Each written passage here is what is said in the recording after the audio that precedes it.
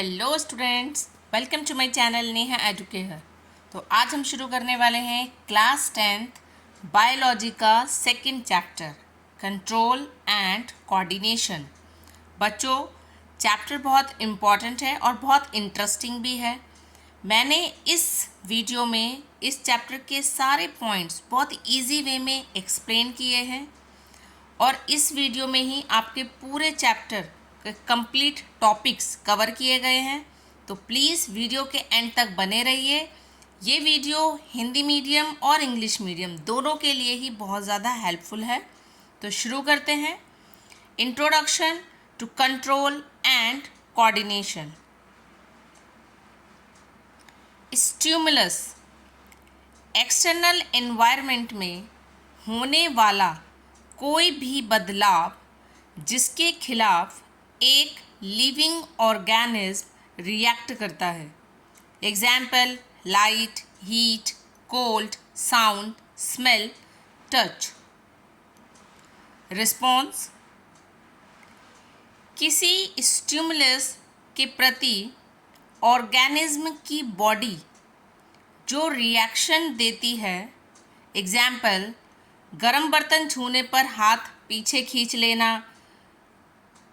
Coordination: body के अलग अलग ऑर्गन्स का एक साथ मिलकर एक सिस्टमैटिक तरीके से काम करना ताकि स्टिमुलस के प्रति सही रिस्पॉन्स दिया जा सके। Systems for coordination. एनिमल्स में दो मेन सिस्टम्स होते हैं। फर्स्ट, नर्वस सिस्टम जिसे हम इलेक्ट्रिकल इम्पल्सेस कहते हैं, और एंडोस्फेरिन सिस्टम जिसे केमिकल हार्मोन्स कहते हैं। प्लांट्स में सिर्फ केमिकल कंट्रोल होता है, उनके पास नर्वस सिस्टम नहीं होता। बच्चों, ये तीनों टर्म्स को बहुत ध्यान रखना क्योंकि ये बार बार में यूज़ होगा। स्टिमुलस क्या है, response and coordination. Next topic पढ़ते हैं। एनिमल्स में nervous system. Nervous system specialized cells से बना होता है जिसे न्यूरॉन्स कहते हैं। ये इलेक्ट्रिकल सिग्नल्स के जरिए मैसेजेस भेजता है। रिसेप्टर्स। रिसेप्टर्स क्या होते हैं? Sensory organs. इन्वायरमेंट से स्टिमुलाई, बच्चों स्टिमुलाई स्टिमुलस का प्लूरल फॉर्म होता है, को डिटेक्ट करने के लिए बॉडी में स्पेशलाइज्ड सेल्स होते हैं। बच्चों लिख कर भी प्रैक्टिस करना। फोनो रिसेप्टर्स, इनर ईयर, हियरिंग और बॉडी बैलेंस मेंटेन करने के लिए कौन सा रिसेप्टर यूज़ होता है बच्चों? फोनो रिसेप्टर्स, आपके कान।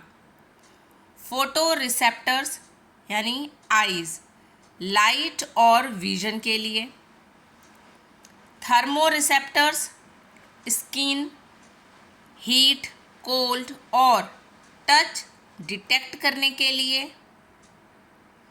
ऑल्फैक्टरी रिसेप्टर्स, आपकी नोज़ स्मेल डिटेक्ट करने के लिए। गस्टैटरी रिसेप्टर्स, टंग टेस्ट डिटेक्ट करने के लिए। बच्चों ये रिसेप्टर्स आप लिखकर प्रैक्टिस करिएगा। Phonoreceptors inner ear, photoreceptors eyes, thermoreceptors skin, olfactory receptor nose, gustatory receptors tongue. Structure of a neuron. Neuron nervous system की स्ट्रक्चरल और फंक्शनल यूनिट है। इसके मेन पार्ट्स है डेंड्राइट, सेल बॉडी से निकली हुई branches जो incoming chemical signals को रिसीव करती है और उन्हें इलेक्ट्रिकल इम्पल्स में बदलती है। सेल बॉडी यानी साइटोन, इसमें न्यूक्लियस और साइटोप्लाज्म होता है। ये सिग्नल को प्रोसेस करके एक्सॉन की तरफ भेजती है। एक्सॉन ये एक लंबी टेल यानी पूंछ जैसी स्ट्रक्चर है जो इलेक्ट्रिकल इम्पल्स को सेल बॉडी से दूर नर्व एंडिंग तक ले जाती है। इस पर माइलिन शीट की प्रोटेक्टिव लेयर होती है। नर्व एंडिंग यानी एक्सॉन टर्मिनल, एक्सॉन का आखिरी हिस्सा जहां इलेक्ट्रिकल सिग्नल केमिकल सिग्नल में बदल जाता है। बच्चों, आपको न्यूरॉन में ये सारी टर्म्स ध्यान रखनी पड़ेगी। डेंड्राइट, सेल बॉडी यानी साइटोन, एक्सॉन और नर्व एंडिंग यानी axon terminal. Mechanism of nerve impulse यानी सिनेप्स। सिनेप्स दो कॉन्जिक्यूटिव यानी एक के बाद एक न्यूरॉन्स के बीच के माइक्रोस्कोपिक गैप को साइनेप्स कहते हैं। बच्चों, इसकी टर्म आपसे सेपरेट भी पूछ ली जाएगी कि साइनेप्स क्या होता है। अब कुछ लोग उसको सिनेप्स भी पढ़ सकते हैं, साइनेप्स भी पढ़ सकते हैं। ठीक है, आपको स्पेलिंग याद रखनी है। तो इसमें क्या होगा, दो कंजिक्यूटिव न्यूरॉन्स के बीच के माइक्रोस्कोपिक गैप को सिनेप्स कहते हैं। इसमें ट्रांसमिशन प्रोसेस कैसे होता है, इलेक्ट्रिकल इम्पल्स डेंड्राइट से शुरू होकर सेल बॉडी और एक्सॉन से होते हुए नर्व एंडिंग तक पहुंचती है। नर्व एंडिंग पर पहुंचते ही ये इम्पल्स कुछ केमिकल सब्सटेंसेस रिलीज़ करती है जिन्हें न्यूरोट्रांसमीटर्स कहते हैं।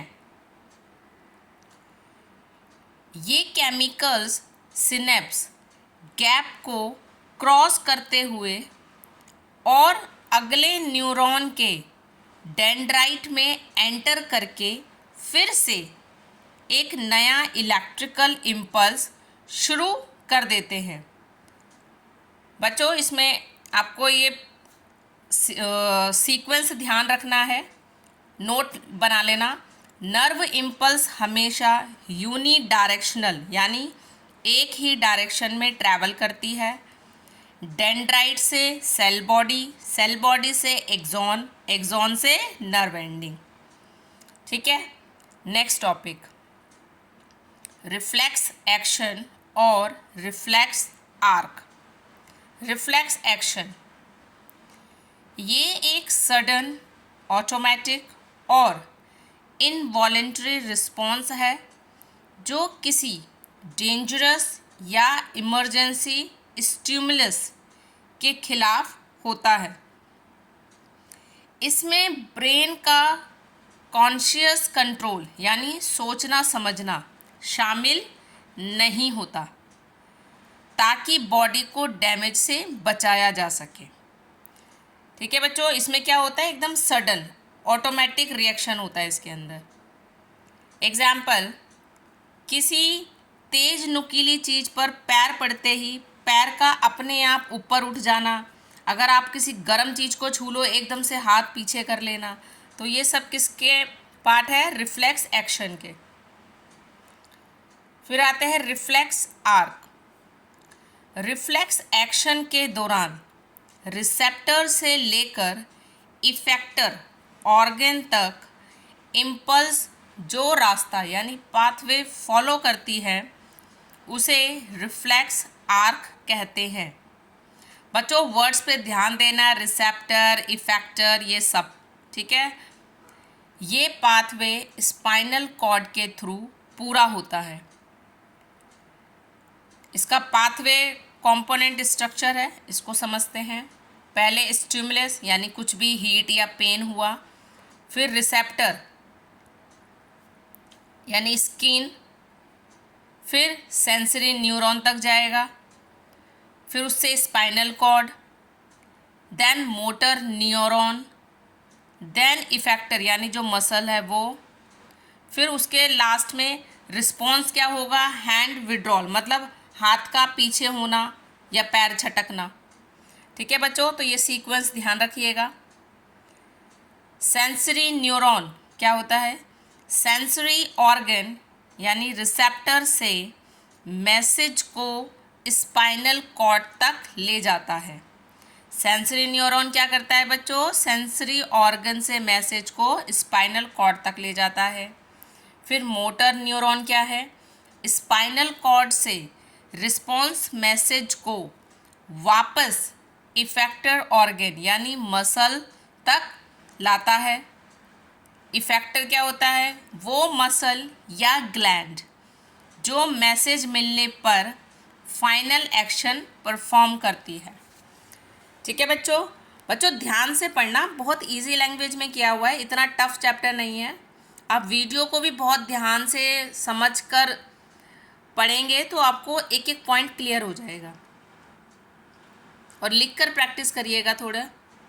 नेक्स्ट टॉपिक आते हैं ह्यूमन ब्रेन, मानव मस्तिष्क।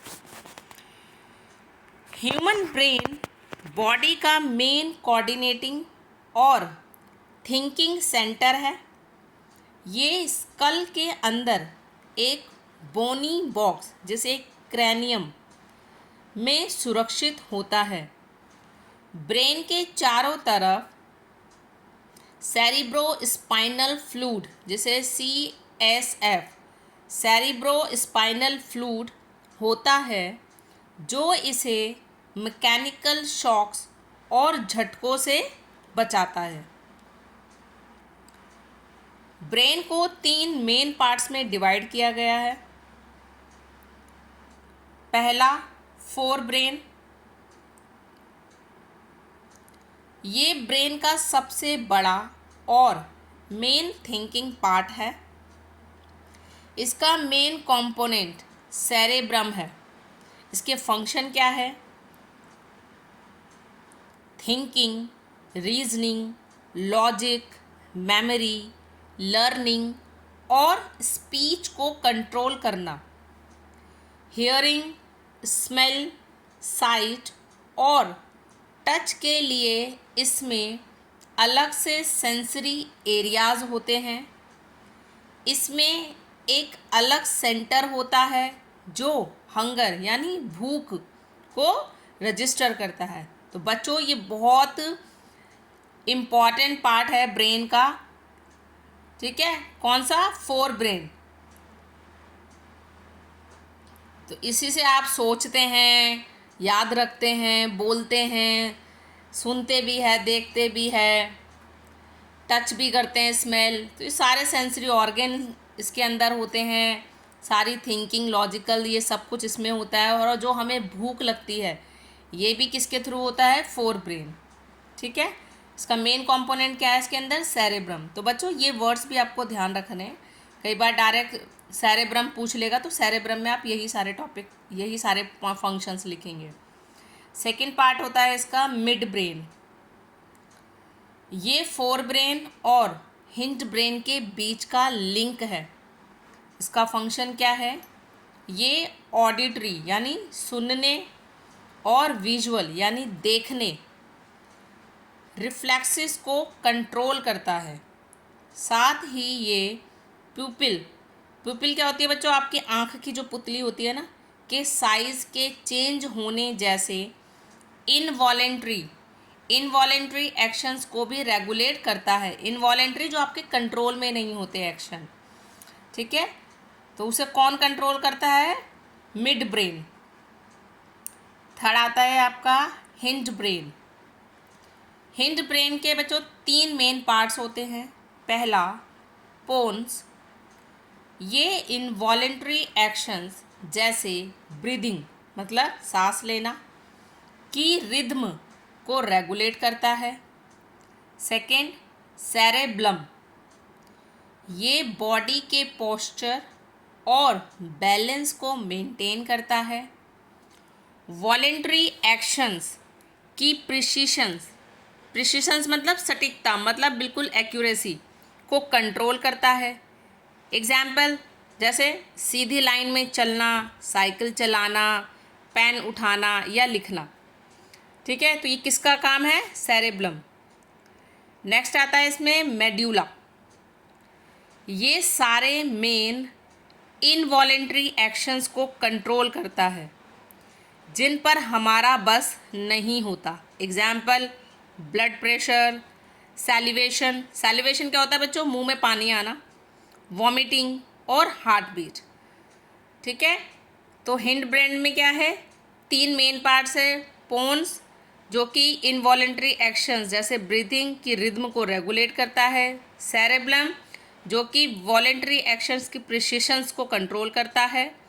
और मेड्यूला ये सारे मेन इनवॉलेंट्री एक्शंस को कंट्रोल करता है। Next topic, distinction in types of action. तो बच्चों कौन से आपके 2 एक्शंस थे? वॉलेंट्री एक्शन और इनवॉलेंट्री एक्शन। तो दोनों में डिफरेंस क्या है वो भी पढ़ लेते हैं।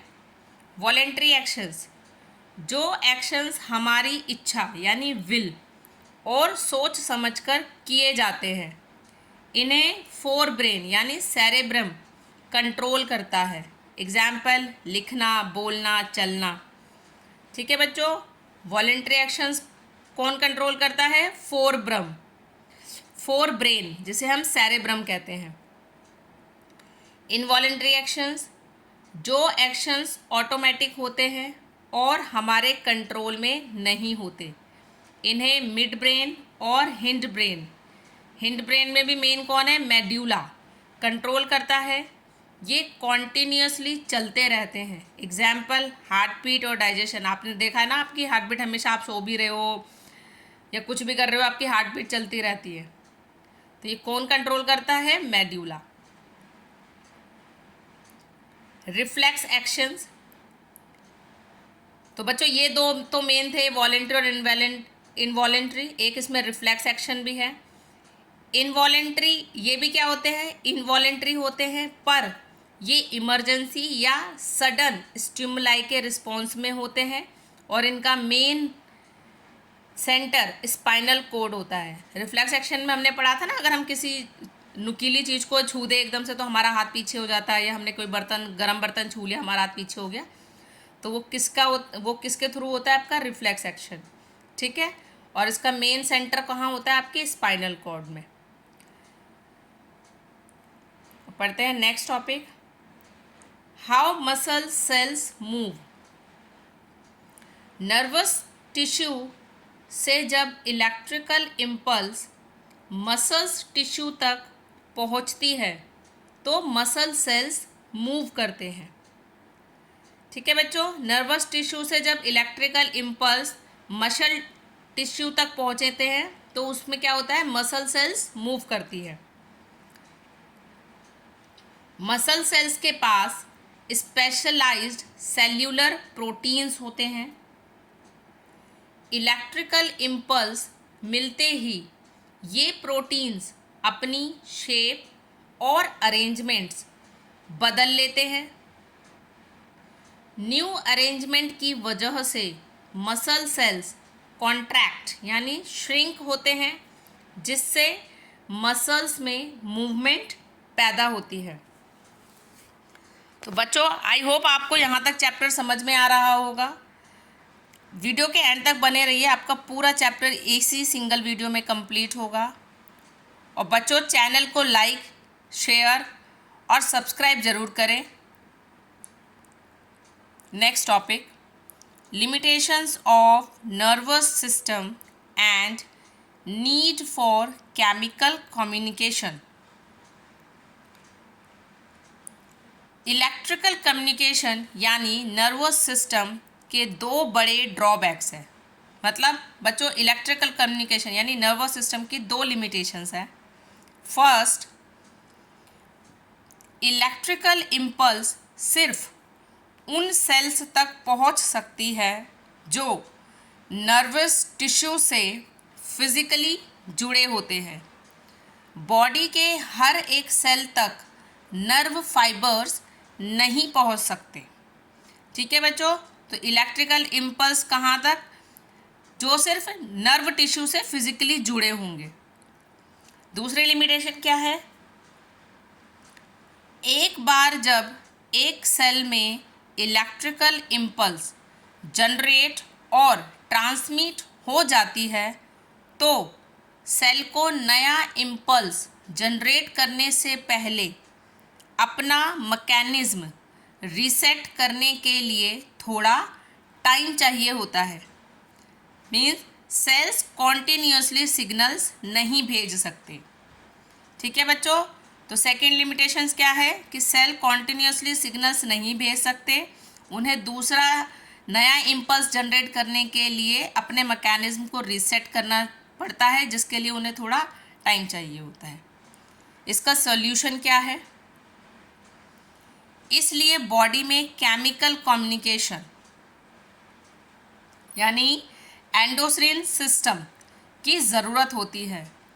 हार्मोन्स ब्लड के थ्रू ट्रैवल करते हैं, इसलिए ये स्लो होते हैं पर बॉडी के हर एक सेल तक पहुंच सकते हैं और इनका इफ़ेक्ट लंबे समय तक रहता है। किनका बच्चों? केमिकल कम्युनिकेशन यानी एंडोक्राइन सिस्टम का।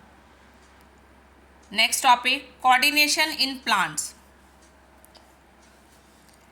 प्लांट्स के पास कोई नर्वस सिस्टम या मस्कुलर टिश्यू नहीं होता। वो केमिकल सब्सटेंसेस के जरिए स्टिमुलाई के प्रति रिस्पॉन्ड करते हैं। प्लांट्स में दो तरह के मूवमेंट्स होते हैं। बच्चों यहाँ एनिमल्स से सिर्फ जानवरों का लेना देना नहीं है, एनिमल्स मतलब हम ह्यूमंस भी। ठीक है, first immediate response to stimulus यानी कि जो ग्रोथ इंडिपेंडेंट मूवमेंट या नेस्टिक मूवमेंट। बच्चों तीनों वर्ड ध्यान रखना, इमीडिएट रिस्पॉन्स टू स्टिमुलस जो कि किस क्या दिखाता है? ग्रोथ इंडिपेंडेंट मूवमेंट को या नेस्टिक मूवमेंट को। ये मूवमेंट्स नॉन डायरेक्शनल होते हैं और इनमें प्लांट की ग्रोथ नहीं होती। ठीक है बच्चों, नास्टिक मूवमेंट में क्या होता है? प्लांट की ग्रोथ नहीं होती। Example, touch me not plant, जिसे हम मिमोसा पुदिका या छुई मुई का पौधा कहते हैं, कि लीव्स को टच करते ही उनका फोल्ड हो जाना। इसमें कैसे मैकेनिज्म काम करता है? टच करने पर सेल्स के अंदर का पानी यानी टर्गोर प्रेशर अपनी जगह बदलता है। पानी के लॉस से सेल्स श्रिंक होते हैं और पत्तियां झुक जाती हैं। ठीक है बच्चों, ये किसका पार्ट है आपका? नास्टिक मूवमेंट यानी ग्रोथ इंडिपेंडेंट मूवमेंट। इसमें प्लांट की ग्रोथ नहीं होती। नेक्स्ट आता है आपका डायरेक्शनल मूवमेंट्स यानी ग्रोथ डिपेंडेंट मूवमेंट, जिसे हम ट्रॉपिक मूवमेंट्स भी कहते हैं। इसमें क्या होगा? ये मूवमेंट स्टिमुलस की डायरेक्शन पर डिपेंड करता है। अगर मूवमेंट स्टिमुलस की तरफ हो तो उसे पॉजिटिव ट्रॉपिज्म और अगर स्टिमुलस से दूर हो तो उसे नेगेटिव ट्रॉपिज्म कहते हैं। पहला, फोटोट्रॉपिज्म, लाइट के प्रति मूवमेंट। इसमें क्या होता है? स्टेम यानी जो तना होता है लाइट की तरफ ग्रो करता है, जिसे हम क्या बोलते हैं? Positive tropism. और रूट्स लाइट से दूर जाती है, उसे हम क्या बोलेंगे? Negative tropism. तो फोटोट्रॉपिज्म में क्या होगा? ये लाइट के प्रति मूवमेंट दिखाता है, मतलब लाइट होने पर ये मूवमेंट दिखाएगा। तो स्टेम क्या करेगा? ऊपर की तरफ जाएगा, मतलब लाइट की तरफ होगा तो ऊपर जाएगा, ग्रो करेगा। और रूट्स लाइट से दूर होती है यानी कि नीचे होती है तो वो नेगेटिव होगी। नेक्स्ट आता है जियोट्रॉपिज्म। जियोट्रॉपिज्म मतलब जो ग्रेविटी के प्रति मूवमेंट। तो ग्रेविटी में मतलब नीचे की साइड क्या होगा, रूट्स जमीन की तरफ नीचे जाती है, तो ये कौन सा होगा, पॉजिटिव ट्रॉपिज्म। और स्टेम ग्रेविटी के अपोजिट ऊपर बढ़ती है, तो इसमें क्या होगा, नेगेटिव ट्रॉपिज्म। नेक्स्ट आता है हाइड्रोट्रॉपिज्म, वाटर के प्रति मूवमेंट।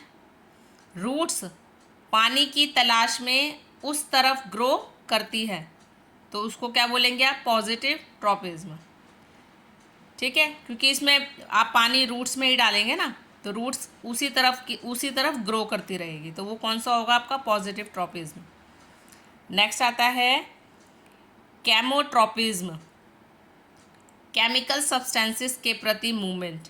एग्जाम्पल, फर्टिलाइजेशन के दौरान पॉलन ट्यूब का ओव्यूल की तरफ ग्रो करना। तो बच्चों ये मेन थे आपके 4 ट्रॉपिज्म।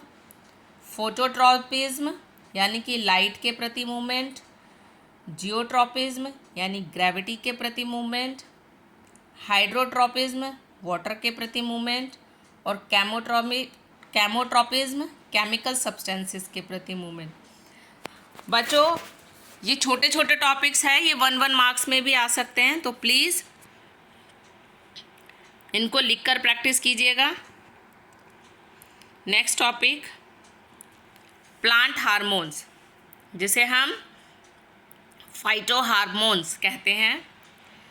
प्लांट्स में ग्रोथ और डेवलपमेंट को कंट्रोल करने वाले केमिकल कंपाउंड्स को फाइटो हार्मोन्स कहते हैं। ये 4 मेन टाइप्स के हैं, इम्पॉर्टेंट है बच्चों टॉपिक। ऑक्सिन, ये शूट के टिप यानी एपेक्स पर सिंथेसाइज होता है, सेल्स को लंबा करने यानी सेल इलोंगेशन में हेल्प करता है। फोटोट्रॉपिज्म मैकेनिज्म, जब प्लांट पर एक तरफ से लाइट आती है तो ऑक्सिन अंधेरे वाली साइड यानी शेडेड एरिया में डिफ्यूज़ हो जाता है। शेडेड साइड के सेल्स ज़्यादा लंबे हो जाते हैं, जिससे स्टेम लाइट की तरफ बेंड हो जाती है। ठीक है बच्चों, तो ऑक्सिन में क्या होगा, फोटोट्रॉपिज्म मैकेनिज्म यूज होगा। नेक्स्ट है गिब्रेलिन्स। बच्चों गिब्रेलिन्स ये स्टेम यानी तने की ग्रोथ और लेंथ को बढ़ाने में हेल्प करता है। सीड जर्मिनेशन को प्रमोट करता है। नेक्स्ट साइटोकिनिन्स, ये सेल डिवीज़न को बहुत तेज़ी से प्रमोट करता है। ये उन एरियाज़ में ज़्यादा होता है जहाँ रैपिड ग्रोथ हो रही हो, जैसे फ्रूट्स और सीड्स। फोर्थ एब्सिसिक एसिड, जिसे हम ABA एब्सिसिक एसिड, ये एक ग्रोथ इनहिबिटर है। ग्रोथ इनहिबिटर मतलब जो ग्रोथ को रोकता है, तो ये एक ग्रोथ इनहिबिटर है। ये प्लांट के मेटाबॉलिज्म को स्लो करता है। पत्तियों का मुरझाना और गिरना, जिसे हम विल्टिंग ऑफ लीव्स कहते हैं, इसी हार्मोन्स की वजह से होता है। ठीक है बच्चों, तो कौन से 4 हार्मोन्स हैं आपके प्लांट्स में, ऑक्सिन, गिब्रेलिन्स, साइटोकिनिन्स और एब्सिसिक एसिड। बच्चों प्लीज़ लिखकर प्रैक्टिस कीजिएगा। नेक्स्ट टॉपिक हार्मोन्स इन एनिमल्स। बच्चों एनिमल्स से मतलब हम ह्यूमंस भी है इसके अंदर। एंडोक्राइन सिस्टम, एनिमल्स में एंडोक्राइन ग्लैंड्स डक्टलेस होती है। यानी ये अपने हार्मोन्स सीधे ब्लड स्ट्रीम में रिलीज़ करती है जो पूरी बॉडी में सर्कुलेट होते हैं। एनिमल्स में बच्चों क्या, एंडोक्राइन ग्लैंड्स डक्टलेस होते हैं। इसका मतलब कि हार्मोन्स सीधे ब्लड स्ट्रीम में रिलीज होता है जो पूरी बॉडी में सर्कुलेट होंगे। की endocrine glands, hormones and functions. पहला, हाइपोथैलेमस। कौन सा है बच्चों, हाइपोथैलेमस। ये कहाँ होता है, ब्रेन में होता है। इसका फंक्शन, ये पिट्यूटरी ग्लैंड, बच्चों पिट्यूटरी ग्लैंड भी बोल सकते हो, पिट्यूटरी ग्लैंड भी बोल सकते हो, ठीक है, स्पेलिंग आप याद कर लिएगा। तो ये पिट्यूटरी ग्लैंड से निकलने वाले हार्मोन्स के रिलीज को रेगुलेट करता है, मतलब रिलीजिंग हार्मोन्स बनाता है। हाइपोथैलेमस कहाँ होता है बच्चों, ब्रेन में होता है। ये पिट्यूटरी ग्लैंड से निकलने वाले हार्मोन्स के रिलीज को रेगुलेट करता है। नेक्स्ट, पिट्यूटरी ग्लैंड जिसे हम मास्टर ग्लैंड कहते हैं, ये ब्रेन के बेस में होती है। इसमें कौन सा हार्मोन होता है, ग्रोथ हार्मोन। इसका फंक्शन बॉडी की ग्रोथ और डेवलपमेंट को कंट्रोल करना। इसकी डेफिशिएंसी यानी कमी से ड्राफिज्म यानी बोनापन और एक्सेस मतलब ज़्यादा होने पर से गिगेंटिज्म यानी जो बिल्कुल एकदम होता नहीं, बिल्कुल बहुत ज़्यादा लंबे लंबे हो जाना, जिसे अवस्था लंबापन भी कहा जाता है, मतलब एक पर्टिकुलर हाइट से बहुत ज़्यादा होना। तो ये किस में काम आता है बच्चों, पिट्यूटरी ग्लैंड किस चीज़ में यूज़ होता है, आपका ग्रोथ हार्मोन है ये ग्रोथ और डेवलपमेंट को कंट्रोल करता है। अगर इसकी कमी हो जाएगी तो बोनापन आएगा, और अगर इसका अगर ये ज़्यादा हो जाए तो उससे गिगेंटिज्म मतलब ज़रूर से ज़्यादा हाइट हो जाएगी। थर्ड आएगा आपका थायराइड ग्लैंड। थायराइड ग्लैंड कहाँ होता है, नेक रीजन यानी नेक और विंड पाइप के पास। इसमें कौन सा हार्मोन होता है, थायरॉक्सिन। इसका फंक्शन क्या है, कार्बोहाइड्रेट्स, प्रोटीन्स और फैट्स के मेटाबॉलिज्म को बैलेंस करना ताकि ग्रोथ के लिए सही बैलेंस मिले। इसमें आयोडीन की क्या इम्पोर्टेंस है बच्चों, थायरॉक्सिन हार्मोन बनाने के लिए आयोडीन बहुत ज़रूरी है। डाइट में आयोडीन की कमी से गॉइटर डिसीज़ होती है जिसमें गले की थायराइड ग्लैंड सूज जाती है। तभी तो बच्चों कहा जाता है कि आयोडीन नमक यूज़ कीजिए, ठीक है। तो अब समझ में आया कि आयोडीन कितना ज़रूरी है। ये क्या करता है, थायरॉक्सिन हार्मोन बनाने के लिए बहुत ज़रूरी होता है। अगर आप आयोडीन नमक यूज़ नहीं करते हैं तो थायराइड ग्लैंड में सूजन आ जाती है, ठीक है। नेक्स्ट आता है आपका पैनक्रियाज।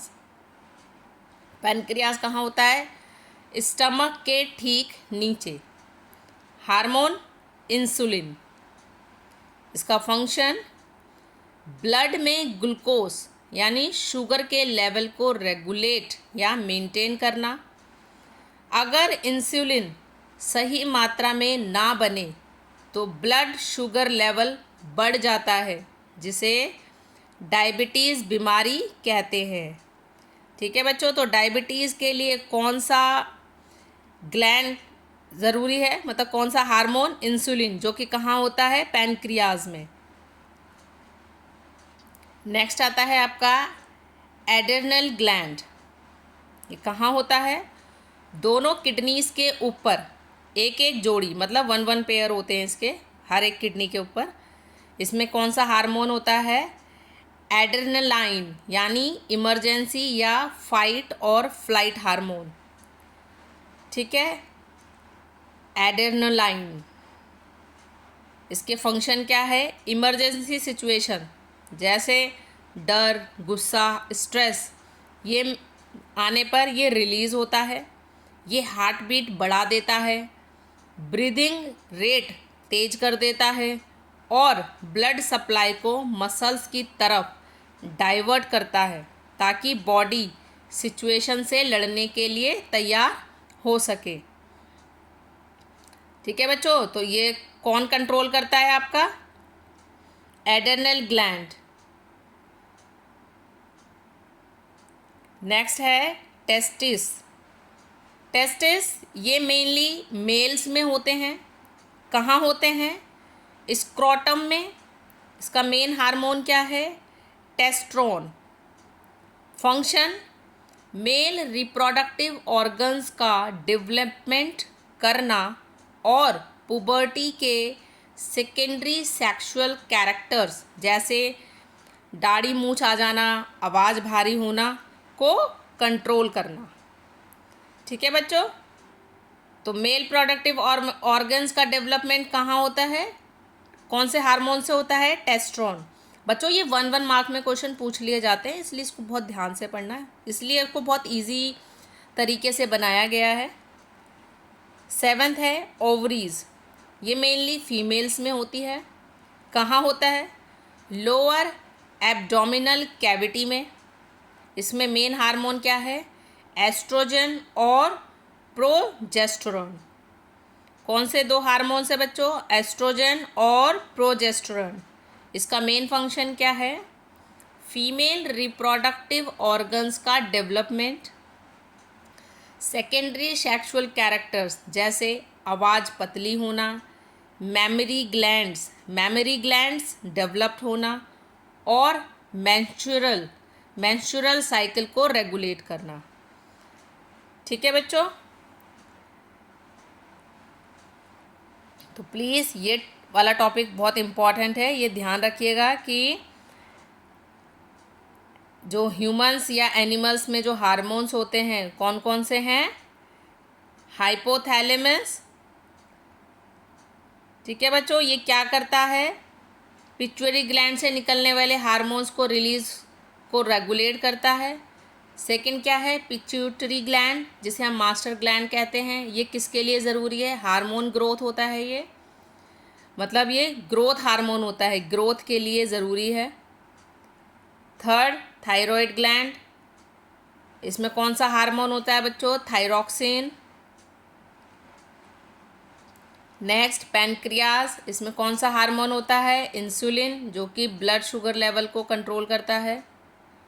नेक्स्ट एड्रेनल ग्लैंड, इसमें कौन सा हार्मोन होता है बच्चों? एड्रेनलाइन, जो कि इमरजेंसी सिचुएशन में रिलीज़ होता है। कौन सी इमरजेंसी सिचुएशन? जब आपको गुस्सा आता है, डर लगता है या आप बहुत स्ट्रेस में होते हो, तो क्या होगा? हार्ट बीट बढ़ जाएगी, ब्रीथ रेट तेज हो जाएगा। नेक्स्ट टेस्टेट्स, इसमें कौन सा हार्मोन होता है? टेस्ट्रोन, और ये मेनली मेल्स में होता है। नेक्स्ट ओवरीज, ये मेनली फीमेल्स में होगा। इसमें कौन से हार्मोन हैं? एस्ट्रोजन और progesterone. Last topic feedback mechanism. Hormones का बॉडी में सही टाइम पर और सही क्वांटिटी में निकलना बहुत ज़रूरी है। इसको कंट्रोल करने के लिए बॉडी में एक इनबिल्ट सिस्टम होता है जिसे फीडबैक मैकेनिज्म कहते हैं। इसका एग्जाम्पल लेते हैं। जब ब्लड में शुगर यानी ग्लूकोज का लेवल बढ़ता है तो पैनक्रियास के सेल्स इस चेंज को डिटेक्ट कर लेते हैं। बच्चों अभी हमने पढ़ा था पैनक्रियास किसको, इसमें कौन सा हार्मोन होता है? इंसुलिन। ठीक है, रिस्पॉन्स में पैनक्रियास ज़्यादा इंसुलिन सीक्रेट करने लगता है। जब निकलने वाले इंसुलिन के कारण ब्लड शुगर लेवल वापस नॉर्मल डाउन हो जाता है तो पैनक्रियास को सिग्नल मिलता है और इंसुलिन का सीक्रेशन अपने आप कम या बंद हो जाता है। ठीक है बच्चों, क्या है इसमें, जब ब्लड में शुगर यानी ग्लूकोज का लेवल बढ़ता है तो पैनक्रियास के सेल्स इस चेंज को डिटेक्ट कर लेते हैं और उसके रिस्पॉन्स में पैनक्रियास ज़्यादा इंसुलिन क्या करता है, सीक्रेट करने लगता है। जब निकलने वाले इंसुलिन के कारण ब्लड शुगर लेवल वापस नॉर्मल और डाउन हो जाता है तो पैनक्रियास को सिग्नल मिलता है और इंसुलिन का सीक्रेशन अपने आप कम या बंद हो जाता है। तो बच्चों, आपका चैप्टर यहाँ फिनिश होता है। आई होप आपको चैप्टर बहुत अच्छे से समझ में आया होगा। प्लीज़ लिखकर प्रैक्टिस कीजिएगा और वीडियो को लाइक और शेयर करना ना भूलें और प्लीज़ चैनल को भी सब्सक्राइब ज़रूर करें। मिलते हैं नेक्स्ट वीडियो में। इसी तरीके के इजी लैंग्वेज में बायो को समझने के लिए नेहा एडुकेयर के साथ बने रहिए।